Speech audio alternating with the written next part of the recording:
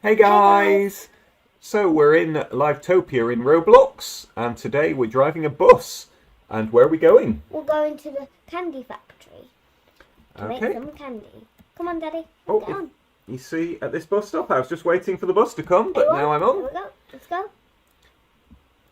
So now we've just got to go round this hospital, The roads. Now we're at the... and then just up here is the bus stop. So stop the bus. Let's get off. Okay. So the candy factory is just up here, and then when you're in the factory, you can make lots of different types of candy. So I'm going to make it into a candy cane shape and strawberry flavoured. Begin. Okay. We just need to wait for it to start going. There we go, it's going. Now I need to just get some more candy.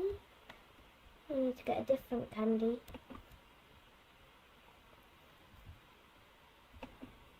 There we go, it's changed. Okay. And then, oh, they're just coming along the conveyor belt now. Oh yeah, all the different types. So we have some red candy canes, and then we have some rainbow lollipops. Wow. And then it just keeps on making candy. And then it just drops it off over here. And we can eat as much of it as we want. Yeah. Oh, that's lovely.